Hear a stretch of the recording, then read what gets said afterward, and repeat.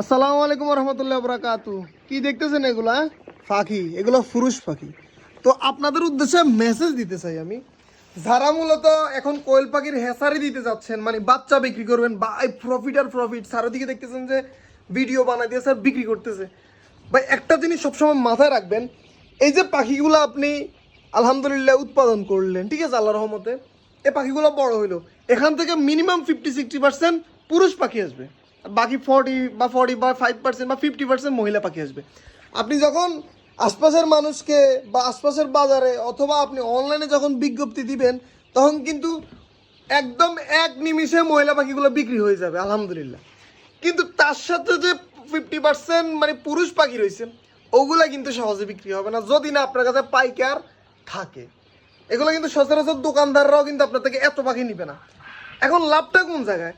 আপনি ধরেন 50% মহিলা পাখি বিক্রি করে ফেললেন, তাতে কি আপনার লাভ উঠে যাবে? জীবনেও না।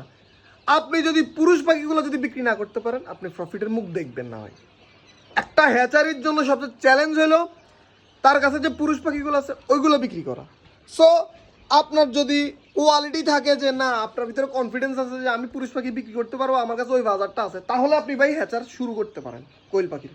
আর না আপনি ডিমের বাজার করতে পারেন। ডিম আলহামদুলিল্লাহ আশেপাশে অনেক জায়গা আছে ডিম বিক্রি করা যায়, কিন্তু সব জায়গায় আপনি পুরুষ পাখি বিক্রি করতে পারবেন না। ভাই আমি এতদিন ধরে পাখি পালতেছি, এতদিন ধরে পাখি বিক্রি করতেছি, হিউজ পরিমাণে মানুষ আমার থেকে পাখি নেয়। নোয়াখালী, কুমিল্লা, মিরাজসরাই, চট্টগ্রাম, এই 5টা থেকে বা আমাদের ফেনী অঞ্চলের ভিতরে প্রচুর মানুষ আমার থেকে পাখি নেয় আলহামদুলিল্লাহ। আমি মাঝে মাঝে হিমশিম খাই যে পুরুষ পাখি বিক্রি করতে। যেমন আমি যে পাখিগুলো দেখাইছি, এগুলো কিন্তু আজকে 4-5 দিন, প্রায় 1 সপ্তাহের উপরে আমি বৈশা বৈশা খাওয়াইতেছি। বা এগুলা বৈশা বৈশা খাচ্ছে না, এগুলো আমার যে প্রফিটটা হইতেছে, মানে এই পাখিগুলো বিক্রি করলে যে প্রফিটটা হবে, ওই প্রফিটটা গিলে গিলে খাইতেছে। এখন এগুলো প্রাণী পাখি, আমি কি এদের না খাওয়াই রাখতে পারবো? জীবনেও পারবো না। এখন আমি না বিক্রি করতে পারতেছি, না এদেরকে খাওয়াই মানে রাখার সামর্থ্য হচ্ছে। কি কারণে? প্রফিট খেয়ে ফেলতেছে। এতদিন কষ্ট করে ডিম ফুটালাম, কারেন্ট বিল দিলাম, মেডিসিন চললো, খাদ্য চললো, নিজে শ্রম দিলাম, সব কিছু মিলেই তো প্রফিটটা আসবে। তো ওরাই যদি প্রফিটটা খায় না, দিন শেষে তো আমি ভাই লস। সো এই জিনিসটা মেনটেন করতে হবে। আমি নিজে মাঝে মাঝে লস খাই ফেলি, পুরুষ পাখি বিক্রি না করতে পারি ভাই। তো ওই মেন্টালিটি নিয়ে এই লাইনে আসবেন যে পাখি বিক্রি করতেছেন, তো এই লাইনে আসার সময় এই জিনিসটা মেন্টালিটি মানে মাইন্ডে রাখবেন যে আমি কি পুরুষ পাখি আদৌ বিক্রি করতে পারবো কিনা। আপনাকে কেউ এসব কথা বলবে না, সবাই শুধু লোভ দেখাবে, লাভ লাভ, আসেন আসিম মারাটা খান, তারপরে ভাই অন্ধকার হয়ে যাবে মানে সামনে কি করবেন। সো যেটাই করেন একটু ভাইবে চিন্তা করেন, কারণ অনেকে ভাই বাচ্চা বিক্রি করার জন্য মানে বাচ্চা বিক্রি করার জন্য প্রলোভন দেখা আপনাদেরকে ইউটিউবে, টিকটকে, ফেসবুকে।